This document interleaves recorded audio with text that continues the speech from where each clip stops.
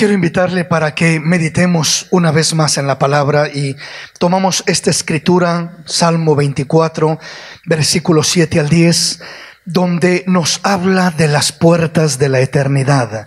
Dice la palabra: alzaos, oh puertas, vuestras cabezas, alzad, oh puertas, vuestras cabezas, y alzaos vosotras, puertas eternas, y entrará el Rey de Gloria. Luego pregunta: ¿quién es ese Rey de Gloria? El Señor, el fuerte y valiente, el Señor, el poderoso en batalla. Alzad, oh puertas, vuestras cabezas, y alzaos vosotras, puertas eternas, y entrará el Rey de la Gloria. ¿Quién es ese Rey de Gloria? El Señor de los ejércitos. Él es el Rey de la Gloria. Qué hermoso. Nos está hablando proféticamente desde la antigüedad este pasaje. Lo mirábamos en el tema anterior, de cómo está hablando de unas puertas eternas, o podríamos decirlo, puertas de la eternidad. Las puertas de la eternidad.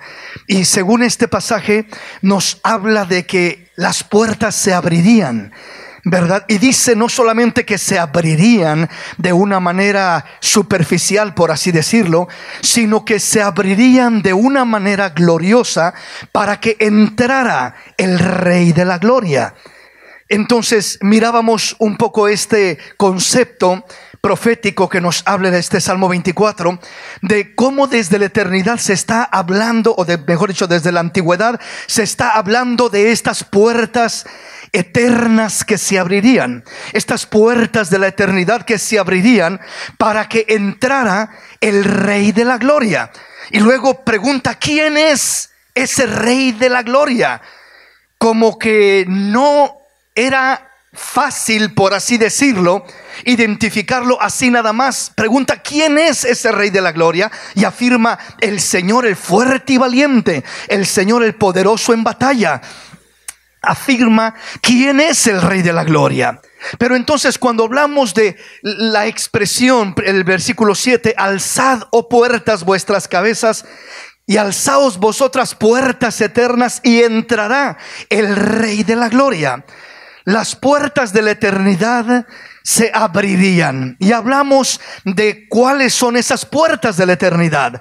No está hablando de que se iban a abrir unas puertas para que Dios entrara a su gloria, porque Dios siempre ha estado en su gloria, decíamos. Dios siempre ha morado en esa gloria, en ese lugar santo, especial, maravilloso. Pero entonces mirábamos entonces a qué se refiere cuando dice: alzad, oh puertas, vuestras cabezas, y alzaos vosotras, puertas eternas, y entrará el Rey de la Gloria. Y hablábamos de que precisamente las puertas eternas, o las puertas de la eternidad, dicho de otra manera, las puertas de la eternidad. Si hablamos de las puertas de la eternidad, debemos de entender que estamos hablando de la eternidad y del tiempo. Entonces se abrirían las puertas de la eternidad para entrar o pasar de la eternidad al tiempo. Y enseguida, de esa manera, también igualmente se abre la puerta del tiempo para poder entrar a la eternidad. Entonces Dios habita la eternidad. Dios mora la eternidad. Comenzamos con aquel pasaje de Daniel donde describe al Señor como un anciano de días. Y mirábamos que esa representación de anciano de días para nada está describiendo a un Dios anciano o viejito, ¿verdad? Que ya se hizo viejito y su cabello ya está todo blanco porque ya está muy envejecido, ¿verdad? De ninguna manera. Dios no se envejece. Dios no se arruga. Dios no le pasan los años. Dios no se le cambia el cabello negro a blanco. Dios no es un mortal como nosotros nosotros que está expuesto a ser afectado por el tiempo, porque primeramente Él no habita en el tiempo, Él habita en la eternidad, aleluya. Y en la eternidad Él es Rey de la eternidad, Él es Dios en la eternidad. Desde la eternidad hasta la eternidad no tiene principio, no tiene fin. Él es Dios y siempre ha sido Dios, y de ninguna manera es afectado, repito, como un mortal, que el hombre naturalmente, ¿verdad? Nace, va creciendo, ya como se va envejeciendo, su cabello se le va tornando blanco y es señal de las canas, pues ya se va envejeciendo la persona, ¿verdad? Esa es la señal típica. Pero en este caso, repito, Dios no es un mortal como nosotros. Entonces, cuando nos habla del aspecto de un anciano de días, nos está hablando que Él trasciende todo lo existente. Él es antes de todas las cosas. Él es eterno. Antes de que hubiera algo, Él ya era, porque Él es Dios de eternidad a eternidad. O sea, si mira para atrás, viene de eternidad. No hay principio, no hay origen, no hay creación. Dios no fue creado. Él es eterno desde la eternidad. ¿Y hasta dónde llega? Hablando del futuro, hasta la eternidad. O sea, va de eternidad a eternidad, y Él es eterno y habita la eternidad, aleluya. Eso lo describe en varios pasajes en diferentes lugares, como Dios habita, vive en la eternidad. Ahí es donde tiene su existencia. Entonces, cuando aquí este pasaje nos habla de las puertas eternas, las puertas de la eternidad, estamos mirando entonces que las puertas se abrirían. Una puerta es para pasar de un lugar a otro lugar. Amén. Entonces, cuando hablamos de puertas eternas, no puertas terrenales, literales, humanas, simplemente hablando de una puerta como lo que nosotros conocemos, sino hablar de una puerta es hablar de un acceso, entrar de un lugar a otro, pasar de un lugar a otro. Entonces, en este caso nos está hablando de Dios que habita la eternidad. Se iban a abrir las puertas eternas y entraría el Rey de Gloria. Pero ¿a dónde iba a entrar? ¿Qué puertas se iban a abrir? ¿Cómo se iban a abrir esas puertas? Las puertas de la eternidad se iban a abrir para que Dios, el mismo Rey de la Gloria, pudiera entrar de la eternidad al tiempo. Aleluya. De la eternidad al tiempo. ¿Cómo iba a suceder eso? ¿Qué puertas se iban a abrir? Las puertas que se iban a abrir sería el nacimiento de aquel Dios eterno, todopoderoso, naciendo como un bebé, naciendo como un niño, naciendo como un hijo, como nos lo dice Isaías 9:6. He aquí un niño nos es nacido, hijo nos es dado, y el principado sobre su hombro, y se llamará su nombre Admirable, Consejero, Dios fuerte, Padre eterno y Príncipe de paz. Aleluya. Entonces ese es el ser que vendría a aparecer, que vendría a entrar. ¿Cuáles son las puertas de entrada legales para el ser humano en esta tierra? Las puertas legales para el ser humano estar en su existencia en esta tierra se llama nacimiento, nacer por medio de una mujer.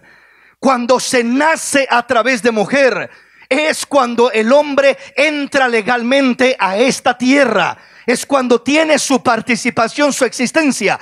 Todo el ser humano que existe en esta tierra, como hombres y mujeres, todos hemos entrado de la misma manera a este mundo. Todos hemos entrado a través del nacimiento de una mujer. Entonces, esas son las puertas que se abren para que pueda venir el hombre a esta tierra, para que pueda nacer. En este caso, hablando de Cristo Jesús, Cristo Jesús iba a venir, Dios iba a venir a esta tierra, el Rey de la Gloria, el eterno, el Señor de los ejércitos, el alto y sublime, el todopoderoso, el Dios fuerte, el Padre eterno, iba a venir, iba a aparecer, iba a cruzar el umbral de la eternidad al tiempo. ¿Y por qué tenía que hacer eso Dios? Porque Él no nos podía salvar de otra manera. Él tenía que venir a este mundo en semejanza de hombre, en el mismo proceso, en la misma forma, en la misma semejanza, en la misma naturaleza, en lo mismo que usted y yo tenemos. Él tenía que también venir en esa semejanza. Por eso dice la palabra: por cuanto los hijos participaron de carne y de sangre, Él también participó de lo mismo, para destruir por medio de su cuerpo el pecado, al diablo y todo aquello que nos tenía oprimido. Entonces el Señor, cuando viene, se abren las puertas de la eternidad y va a entrar el Señor, el Rey de la Gloria, viene a entrar de la eternidad al tiempo. Es a través de ese nacimiento, conocido en este caso como también la encarnación de nuestro Dios. Es decir, Él viene a aparecer, el Rey de la Gloria, viene a vestirse de carne, viene a tomar una humanidad, viene a nacer como un niño, aunque era el mismo Rey de la Gloria. Por eso cuando describe el versículo 8 dice: ¿quién es ese Rey de Gloria? Cuando lo miramos en su poderío, en su majestad, en su divinidad, en su esencia poderosa, en esa eternidad, pues cualquiera lo identificaría. Pero cuando ese poderoso, grandioso, eterno Dios lo mirarían envuelto en pañales en un pesebre, cualquiera diría: pues este es un simple pequeñito niñito como cualquier otro. Pero la palabra dice: no era cualquier niñito, no era cualquier personaje, era el admirable, el consejero, el Dios fuerte, el Padre eterno y el príncipe de paz, naciendo como niño, viniendo como hijo de hombre a esta tierra. He aquí un niño nos es nacido, hijo os es dado, y el principado sobre su hombro. Entonces la entrada del Señor, las puertas de la eternidad al tiempo se abrirían para que viniera el Señor, y Él entraría en forma de hombre. ¿Cómo? Encarnándose a través de aquella virgen conocida como María. Es decir, la encarnación, el nacimiento, la concepción que tuvo, ¿verdad?, aquella joven. Entendemos que fue una concepción sobrenatural, porque dijo ella: ¿cómo voy a dar a luz si no conozco varón? No he estado con ningún hombre. Pues sí, pero no te preocupes, María, porque el poder del Altísimo te cubrirá con su sombra, por lo cual el santo ser que nacerá será llamado Hijo de Dios. Será el mismo Dios manifestándose en aquella naturaleza humana. Amén, mis hermanos. Entonces, la puerta para que Dios pudiera entrar de la eternidad al tiempo, con derechos legales de salvar a la humanidad como un hombre, porque Él tenía que vencer como hombre, no como Dios. Como Dios, Él truena los dedos y pasa lo que Él diga, punto y aparte. Pero Él tenía que estar sujeto al mismo orden que Él estableció para el género humano. Él tenía que venir en forma de hombre y no iba a tomar ventajas para sí mismo de ser el mismo Dios en aquella naturaleza humana, sino que Él como hombre iba a vencer las luchas, las pruebas, las tentaciones. En todo era semejante a nosotros. La única diferencia es que Él no tenía pecado. Aleluya. Era puro, era santo, era limpio, y lo sigue siendo por una eternidad. Aleluya. Bendito sea el nombre de nuestro Dios.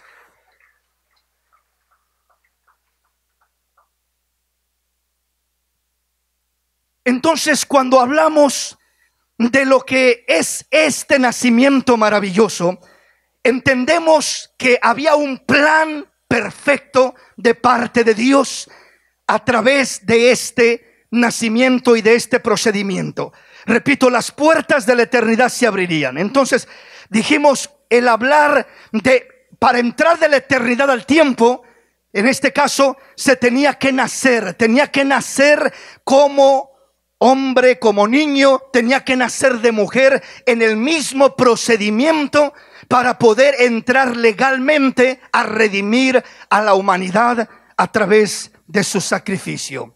Entonces, el nacimiento es la puerta de nuestro Dios entrando de la eternidad al tiempo.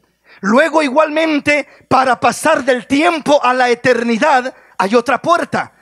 Y solamente a través de esa puerta se puede pasar del tiempo a la eternidad. Y esa puerta se llama muerte. La muerte es la puerta para pasar del tiempo a la eternidad. Toda persona que muere, al instante que muere, muerte lo único que significa, en pocas palabras, es: doy el brinco del tiempo a la eternidad, de lo terrenal a lo espiritual, de lo visible a lo invisible. Pero simplemente es una transición, no es un dejar de existir. No es que la persona muere y ya dejó de existir y ya no existe. No, nadie deja de existir. Hablando de los seres humanos que nacemos, simplemente pasamos del tiempo a la eternidad a través de la puerta que se llama muerte. El hombre muere y simplemente da ese brinquito del tiempo a la eternidad. ¿Dónde va a estar en la eternidad? Solamente hay dos lugares. Uno es el tormento eterno para todo aquel que rechaza a Cristo Jesús como su Señor y Salvador. Y el otro es la gloria eterna al creer en el sacrificio glorioso de nuestro gran Dios y Salvador Jesús el Cristo. Aleluya. Bendito el nombre del Señor. Entonces la palabra nos habla y nos enseña cómo formalmente el camino estaba, por así decirlo, cerrado, estaba bloqueado para poder llegar a la gloria de Dios. Nadie podía llegar. ¿Por qué? Porque el hombre estaba lleno de pecado desde la caída de Adán y de Eva. Entonces Cristo Jesús viene a esta tierra, Dios encarnándose, el Rey de la gloria, viene de la eternidad, se abren las puertas, usa las puertas de una mujer para nacer y entrar de la eternidad al tiempo, para cumplir un propósito, para vencer el pecado, la tentación, la maldad, y morir en una cruz para redimir a cada uno de aquellos que creamos en Cristo Jesús como Señor y Salvador. Y al morir, Él vuelve del tiempo a la eternidad. ¿Sí me explico? Se abre una vez más esa puerta para pasar del tiempo de la tierra, del tiempo a la eternidad. Y abriendo esa puerta, no solamente la abrió para Él, sino que la abrió para cada uno de nosotros. Por eso Él dice: yo soy el camino, yo soy la verdad y yo soy la vida, y nadie viene al Padre si no es por mí. Es a través de Cristo que se abre el camino para poder llegar del tiempo a la eternidad. No solamente Él como Salvador, sino Él es el primero, pero de ahí nos abre el camino a todos nosotros. Nos abre la puerta no solamente para pasar del tiempo a la eternidad, sino para pasar del tiempo a la eternidad en gloria con nuestro Dios, con nuestro Señor, con nuestro Salvador. Esa es la gran diferencia. Todo hombre que muere pasa a la eternidad. Pero ¿a dónde va en la eternidad? Va a la condenación eterna. Todo el que no tiene a Cristo, todo el que muere sin Cristo. Pero entonces Cristo, cuando viene y abre la puerta de la eternidad para entrar, repito, a esta tierra, a este mundo, y morir por nosotros y cumplir su propósito, al morir pasa una vez más del tiempo y vuelve a la eternidad. Y entonces nos abre ese camino, nos abre esa puerta para poder entrar a su gloria. No solamente dar el brinco a la eternidad, sino tener una seguridad de que vamos a pasar a la eternidad, pero vamos a pasar a la eternidad a un lugar preparado, a un lugar en gloria. He aquí, dijo el Señor, en la casa de mi Padre muchas moradas hay. Si así no fuera, yo os lo hubiera dicho. Voy pues a preparar lugar para vosotros, para que donde yo estoy, ustedes también estén. Vamos a la palabra, vamos a avanzar.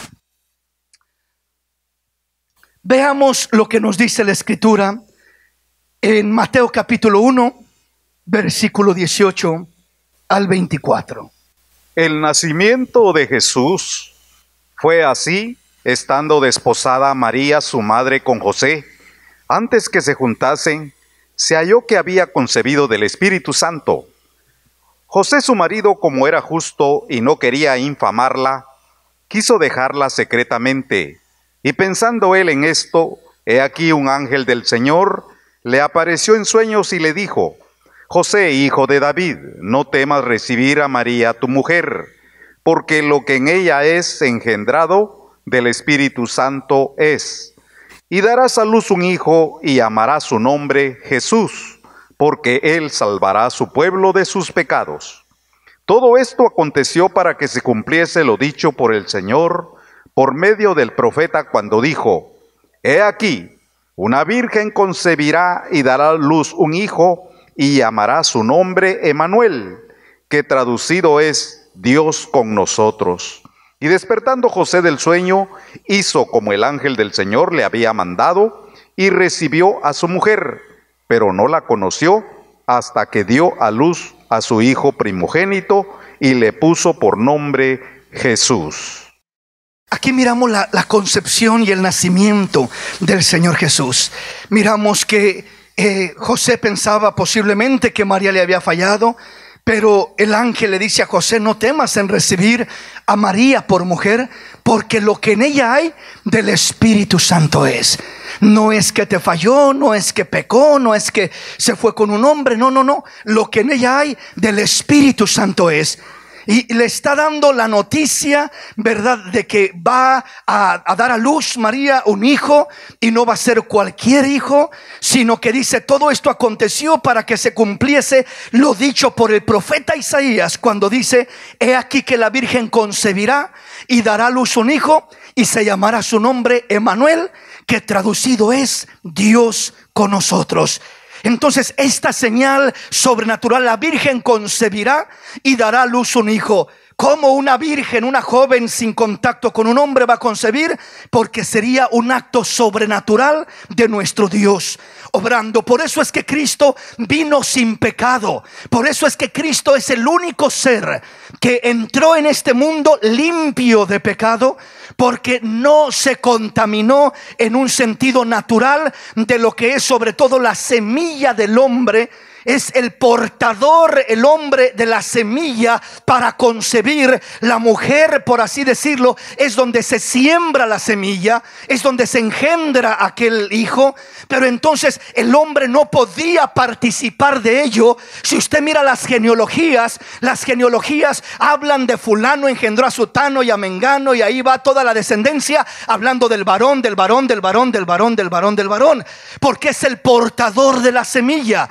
Es aquel que viene a traer la descendencia. Entonces José no participó en lo absoluto de esta concepción, ni María tampoco, en un sentido de natural, de que hubiera algún tipo de contacto entre María y José. No lo hubo, y tampoco no fue una fecundación natural, como cuando la semilla del hombre se une al óvulo de la mujer y se realiza la concepción. No sucedió de esa manera. ¿Por qué razón?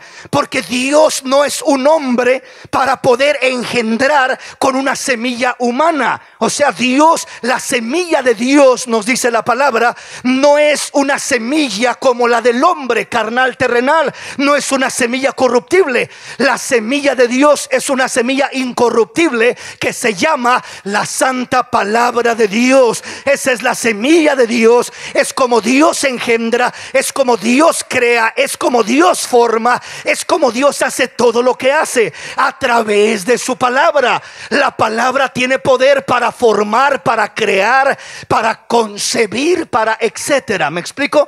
Entonces fue la palabra de Dios la que produjo aquel acto maravilloso en el vientre de María. No fue una concepción natural, repito, porque Dios no es hombre.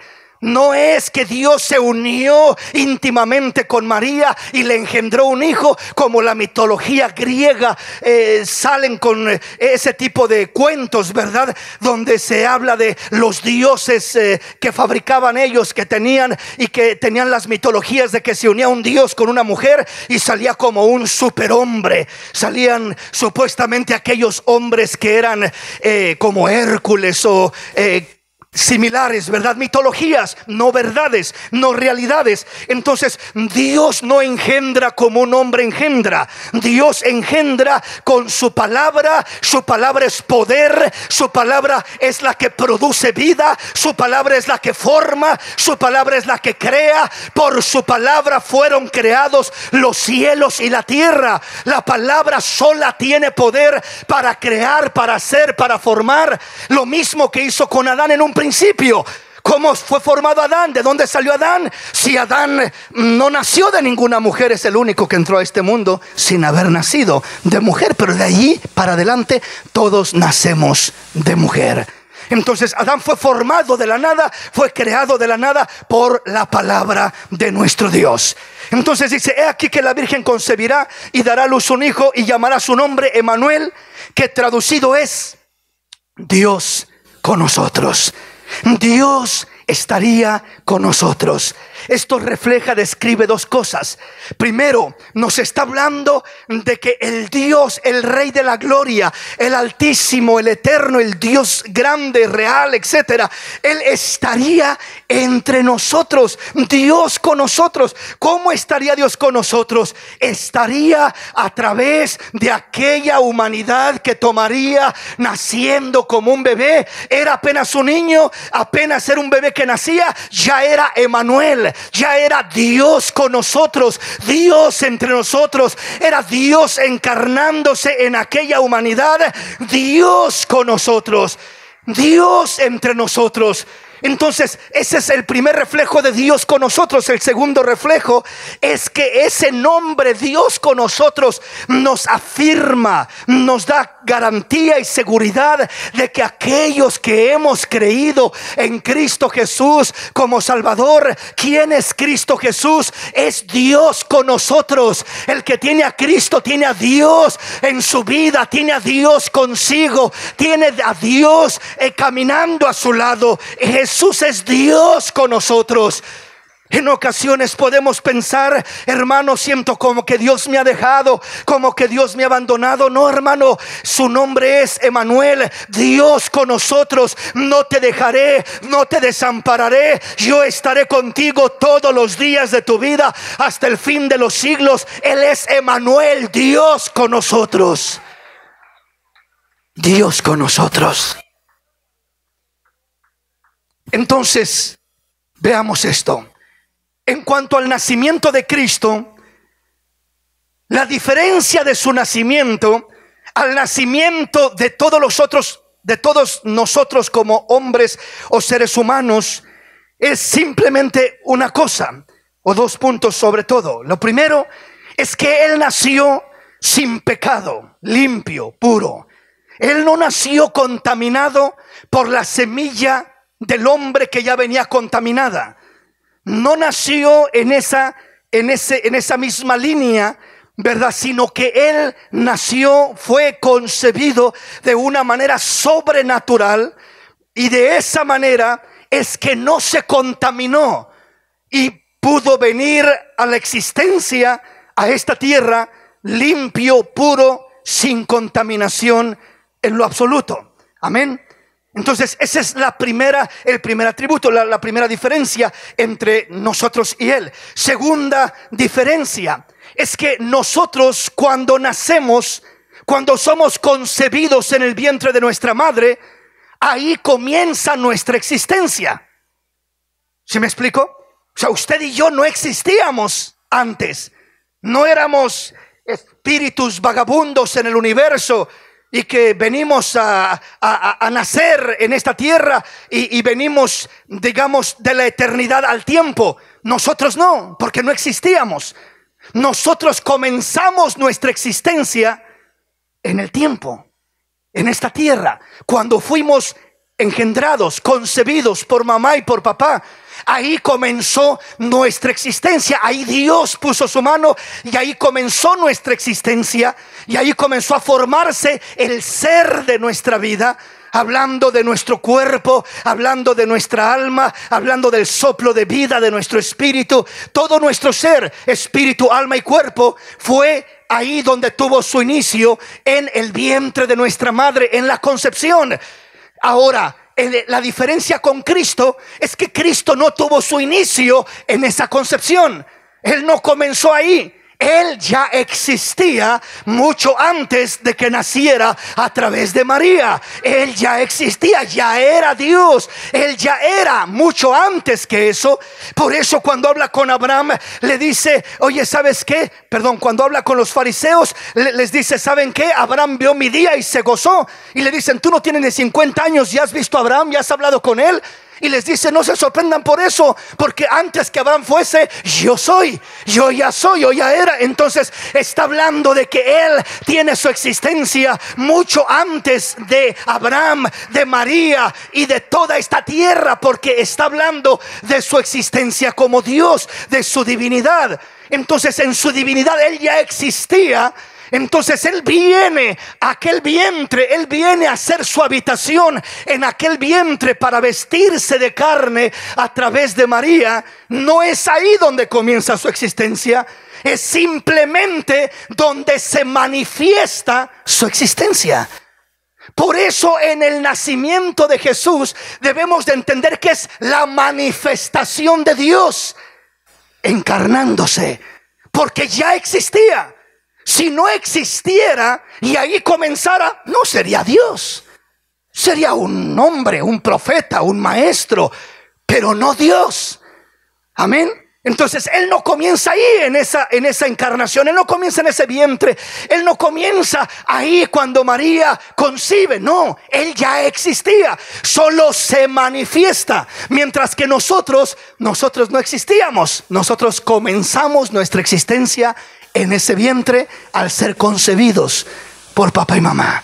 Amén, hermanos. Y eso marca una gran diferencia. ¿Por qué razón? Porque Él era antes que todas las cosas. Él era antes que María. Él era antes que Abraham. Él era antes que el cielo y la tierra. Él era antes que los ángeles. Él era antes de todo, porque Él tiene una existencia en la eternidad. Él es Dios antes que todas las cosas. Aleluya. Bendito el nombre del Señor. Simplemente, repito, es la manifestación de Dios en carne. Manifestación de Dios en carne. No es su principio, no es su inicio, no es su comienzo, no, es su manifestación. ¿Quién es este Rey de Gloria? El Señor, el fuerte y valiente. ¿Quién es ese Rey de Gloria que entrará por las puertas eternas? El Señor, el fuerte y valiente, el poderoso en batalla. Él es el Rey de la Gloria. Describe al Dios todopoderoso entrando en esta tierra, entrando en el tiempo, a través de las puertas de la eternidad al tiempo, a través del nacimiento, cuando viene a manifestarse encarnándose a través de María. Amén. La encarnación es una manifestación de Dios.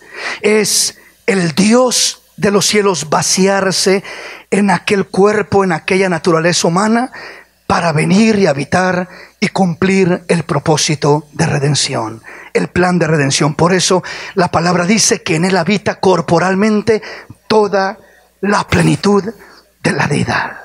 Vayamos a la palabra.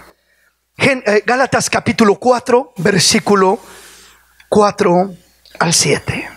Gálatas capítulo 4. Venga conmigo.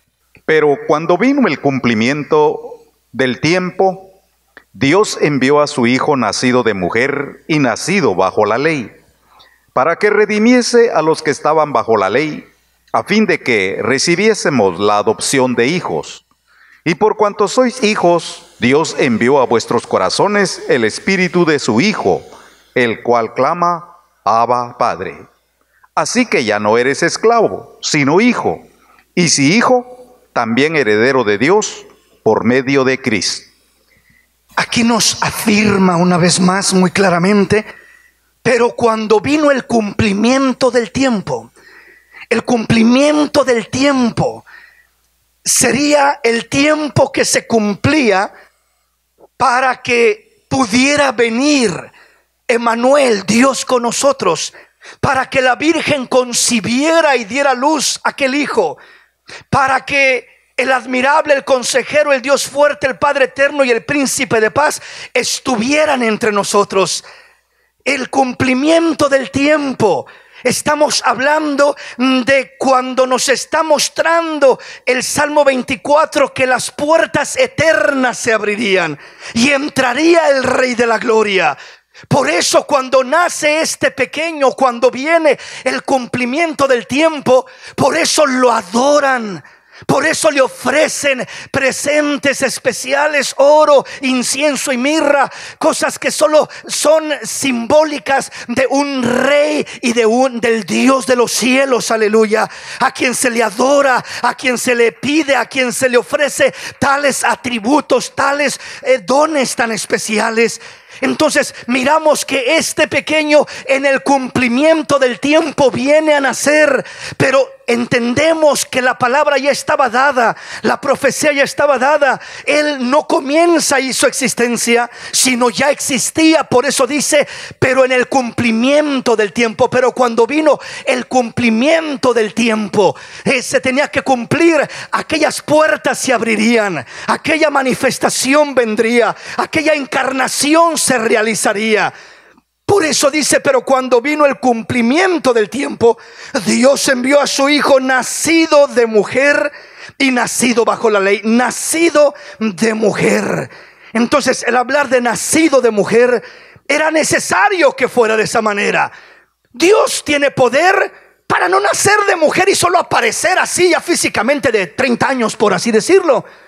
Y lo podía haber hecho, pero no podría salvar a la humanidad legalmente de esa manera, porque estaría brincando el orden, estaría transgrediendo el orden que Dios ha establecido para el ser humano. No estaría alineándose, ni limitándose, ni sujetándose al orden que todo ser humano tiene. Entonces Él en su aparición, en su manifestación, tenía que estar sujeto al mismo orden que todos los hombres tenemos. Como entramos a esta tierra, como nacimos en esta tierra, así tenía que nacer Él. Repito, la diferencia es que Él nacería puro y limpio, sin pecado, y nosotros nacimos contaminados de pecado. Y que Él nacería sabiendo que ya existía y solo se manifestaba para nacer. A diferencia de nosotros, nacemos porque ahí comienza nuestra existencia. Nuestra existencia comienza allí, en ese vientre, en esa concepción. La del Señor no comenzó allí, solo se manifestó ya el Dios existente, el Dios de toda una eternidad. Por eso se abrirían esas puertas eternas y entraría el Rey de la Gloria, aleluya. Pero era necesario que naciera de mujer, que naciera como un niño, que naciera en el mismo proceso, para que pudiera así redimir legalmente y formalmente a todos los hombres que estamos sobre esta tierra. Por eso dice, pero cuando vino el cumplimiento del tiempo, Dios envió a su Hijo nacido de mujer y nacido bajo la ley, para que redimiese a los que estaban bajo la ley, a fin de que recibiésemos la adopción de hijos. A fin de que recibiésemos la adopción de hijos. Y por cuanto sois hijos, Dios envió a vuestros corazones el espíritu de su Hijo, el cual clama, Abba, Padre. Así que ya no sois esclavos, sino hijos, y si hijos, también herederos de Dios por medio de Cristo. Dice que Dios envió por cuanto sois hijos, Dios envió a vuestros corazones el espíritu de su Hijo, el cual clama, Abba, Padre, Padre mío. Cristo Jesús es el Hijo legítimo de Dios. O sea, es el Hijo perfecto. Como hijo, como hombre en el nacimiento, es el único perfecto, limpio, santo. Es el único. Ninguno de nosotros calificamos para ser llamados hijos de Dios. Nadie, ni uno solo. Solo Cristo Jesús. Pero entonces, Si Él es el único que califica, ¿cómo es que nosotros somos hijos de Dios? Porque dice que Dios envió a nuestros corazones el Espíritu de su Hijo, por medio del cual clamamos Abba Padre. En otras palabras, dijo Pablo, ya no soy quien vive, sino es Cristo quien vive en mí. Aleluya. Cristo es el que se mira en mí. Cristo es el que resplandece en mí. Cristo es el que está en nosotros. Cuando Dios nos mira a nosotros, no te mira a ti, mira al Hijo perfecto, mira al Hijo Santo, mira a Cristo en ti.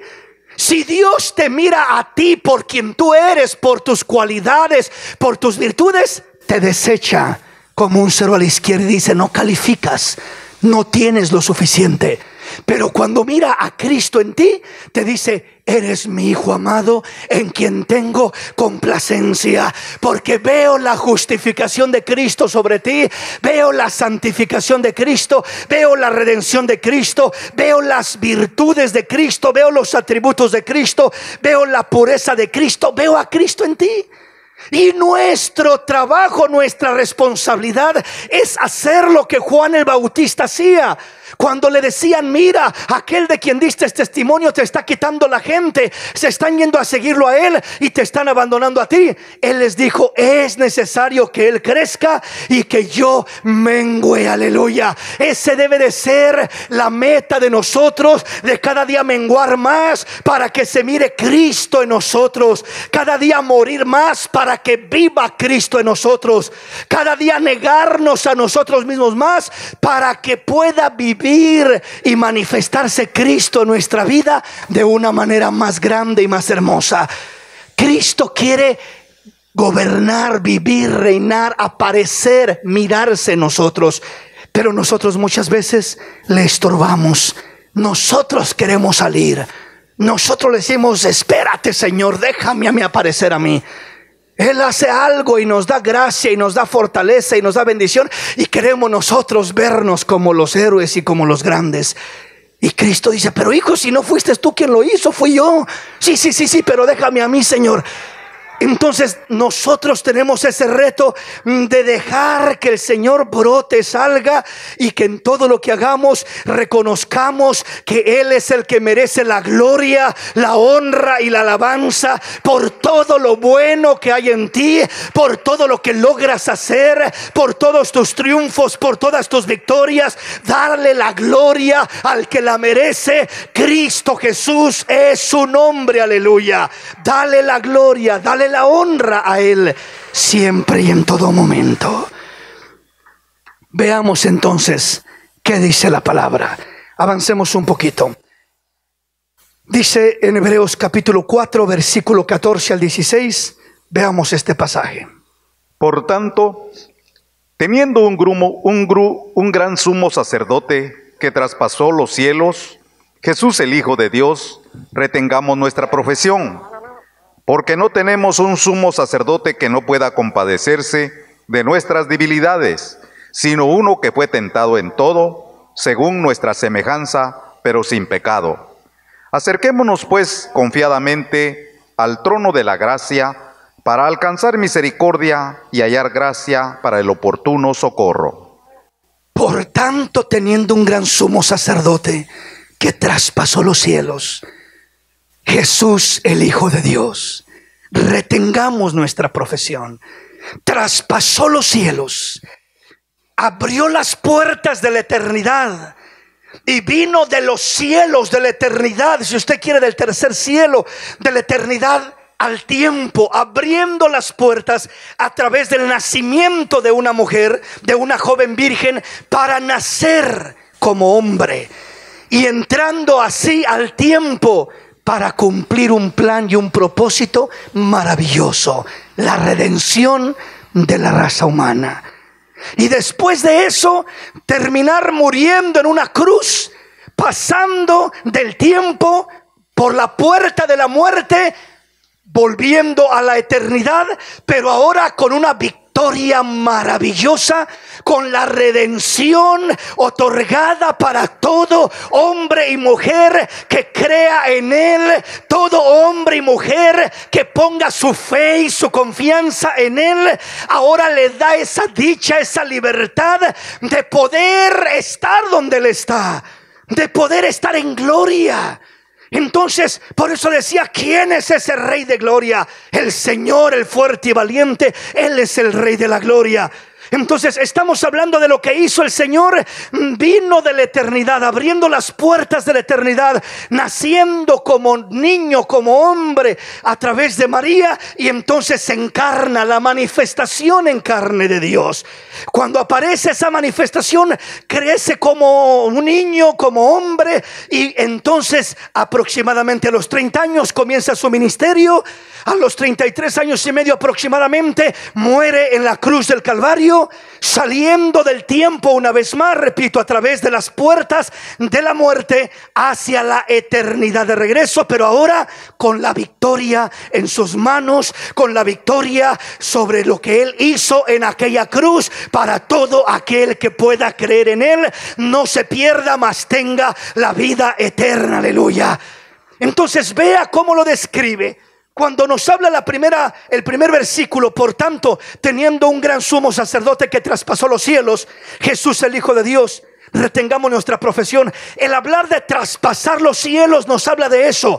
Nos habla precisamente de venir de la eternidad al tiempo, las puertas de la eternidad, y de pasar del tiempo a la eternidad a través de la muerte. Estas dos experiencias Dios nunca las había tenido. Dios nunca había nacido y Dios nunca había muerto. ¿Sí me explico?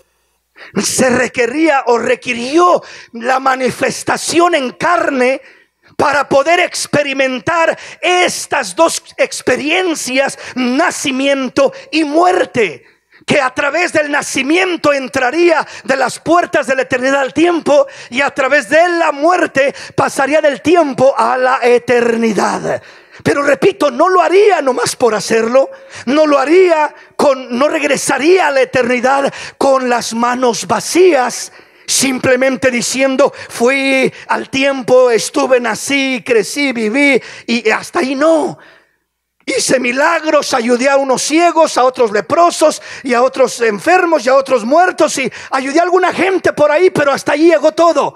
No, mis hermanos, lo más grande que el Señor hizo no fue sanar leprosos. Eso fue algo extra ahí de pasadita, que lo hizo como extra. No fue sanar enfermos y levantar muertos y hacer todos los bienes que hizo mientras estuvo en esta tierra. Eso no fue lo primordial. Eso fue ahí algo extra que les dio simplemente ahí a la mano de los hombres de aquel tiempo. Pero lo maravilloso que trasciende todas las etapas del ser humano, desde el principio hasta el final, el sacrificio que Él realizó en la cruz del Calvario afectó para bien a la humanidad, desde el inicio de la humanidad hasta el final de la humanidad. Todo el que ponga su fe en el sacrificio de Cristo Jesús tiene redención, tiene vida eterna, tiene bendición de parte de Dios. Entonces fue un triunfo, fue un logro maravilloso. Dice, por tanto, teniendo un gran sumo sacerdote que traspasó los cielos, Jesús el Hijo de Dios, retengamos nuestra profesión. Luego dice, porque no tenemos un sumo sacerdote que no pueda compadecerse de nuestras debilidades, sino uno que fue tentado en todo según nuestra semejanza, pero sin pecado. Aquí nos aclara precisamente eso, porque no tenemos un sumo sacerdote que no pueda compadecerse de nuestras debilidades, sino uno que fue tentado en todo según nuestra semejanza, pero sin pecado. Entonces ya nos da la libertad y dice, acerquémonos pues confiadamente al trono de la gracia para alcanzar misericordia y hallar gracia para el oportuno socorro. Nos acercamos confiadamente. Pero confiadamente ¿en qué? En que soy bueno, en que soy una buena persona, en que he hecho buenas cosas, en buenos méritos. No. Confiadamente al trono de la gracia. El trono de la gracia es el sacrificio de Cristo Jesús, es la redención. Ese es el trono de la gracia, donde se redime a la humanidad. La sangre vertida en la cruz del Calvario, ese es el trono de la gracia, por así decirlo. Es a través de ese sacrificio, de esa muerte, de esa obra redentora, que el hombre tiene acceso a la gracia de Dios. Fuera de ese sacrificio, el hombre no tiene acceso a la gracia de Dios. Es a través del sacrificio de Cristo. Entonces, cuando nos acercamos confiadamente al trono de la gracia, dice, para alcanzar misericordia y hallar gracia para ser socorridos, para el oportuno socorro. Qué lindo. Pero todo consiste en entender, porque no tenemos un sumo sacerdote que no pueda compadecerse de nuestras debilidades. Los sacerdotes del antiguo tiempo, la gente que te quiere ayudar, los amigos, los mismos padres, los mismos esposos o esposas, no pueden comprender ni entender en ocasiones lo que tú puedes estar pasando, cómo te sientes, lo que estás atravesando. Y aun si pudieran comprender, nada pueden hacer por ti en la mayoría de los casos. Pero hay uno que dice que conoce nuestras debilidades y puede ayudarnos en todo, porque fue tentado, porque pasó por todo lo que nosotros pasamos según nuestra condición. Todas nuestras debilidades, pero sin pecado. Fue tentado en toda nuestra semejanza, pero sin pecado. Entonces, el hablar, mencionábamos un poco la vez pasada de precisamente esto, de cómo es que el Señor fue tentado en toda nuestra semejanza, pero sin pecado. Y alguna gente se pregunta y piensa, pero ¿cómo pudo haber ser tentado en todo según nuestra semejanza, si en el tiempo de Él no había lo que hay ahora? ¿Verdad? Si Él no podía saber qué es sentir la tentación de subirse a una motocicleta y andar a 100 millas por hora en el freeway o en la calle, si no había motocicletas en aquel tiempo, ¿no? Entonces, pues, entonces, ¿cómo iba a ser tentado en todo? Pero según nos dice la palabra en 1 de Juan 2:15 al 17, dice, no améis al mundo ni las cosas que están en el mundo. Si alguno ama al mundo, el amor del Padre no está en él. Porque todo lo que hay en el mundo, los deseos de la carne, los deseos de los ojos y la vanagloria de la vida, no provienen del Padre, sino del mundo. Y el mundo pasa y sus deseos, pero el que hace la voluntad de Dios permanece para siempre. En otras palabras, toda tentación que el hombre pasa, la pasa a través de estos tres aspectos. Toda tentación se resume en deseos de la carne, en deseos de los ojos y en vanagloria de la vida. En estos tres aspectos toda persona es tentada. Alguien dirá, bueno, yo soy tentado por una manzana. Otro dice, a mí no me gusta la manzana, pero yo soy tentado por un mango. Entonces, al final de cuentas, no son tentados por lo mismo. O sea, son diferentes frutas, pero la experiencia de la tentación es la misma.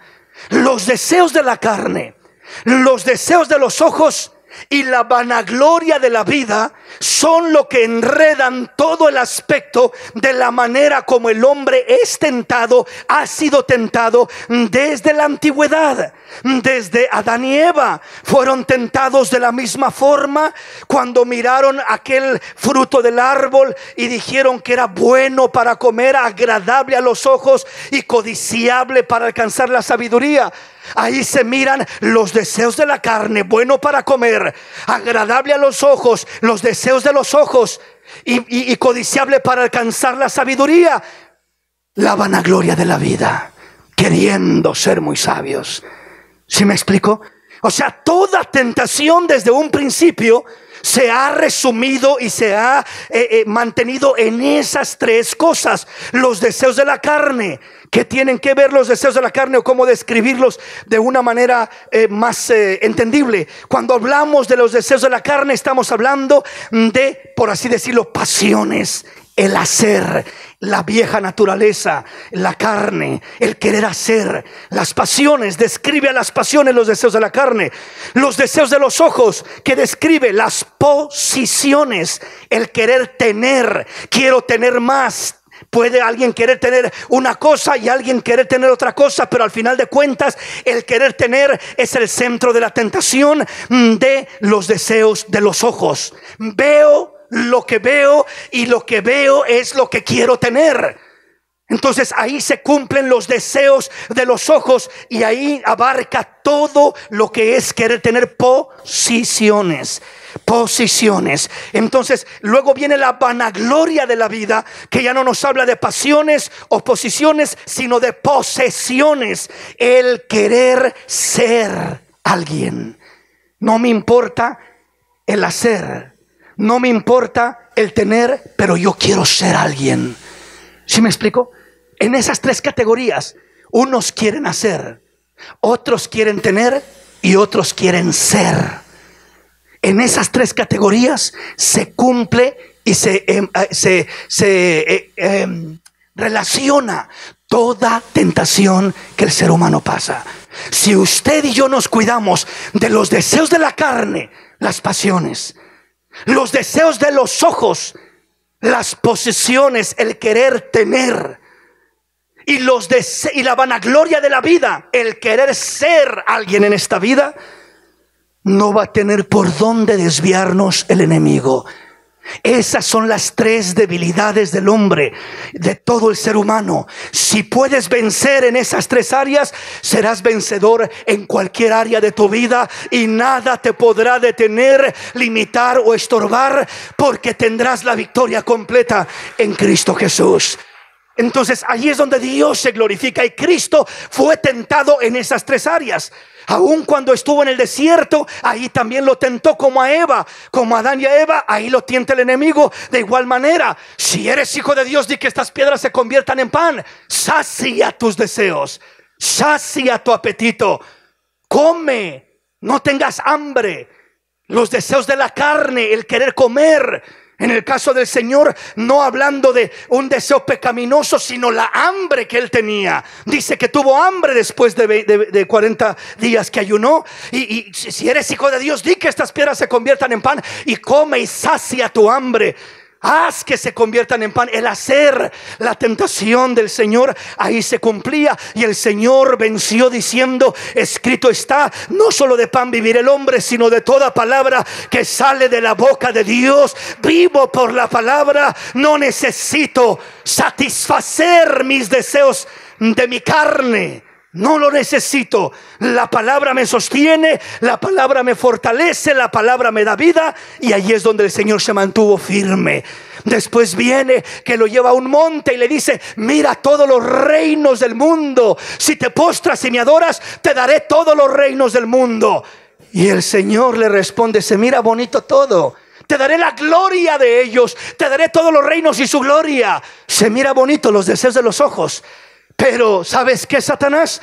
Escrito está: al Señor tu Dios adorarás y solo a Él le servirás. No me voy a dejar llevar por los deseos de mis ojos. Es cierto que se mira atractivo aquello, que se mira bonito aquello, y aquello otro, y aquello otro. Hay tantas cosas que se miran bonitas y atractivas, y todo lo que se le hace a uno bonito, uno quiere tenerlo.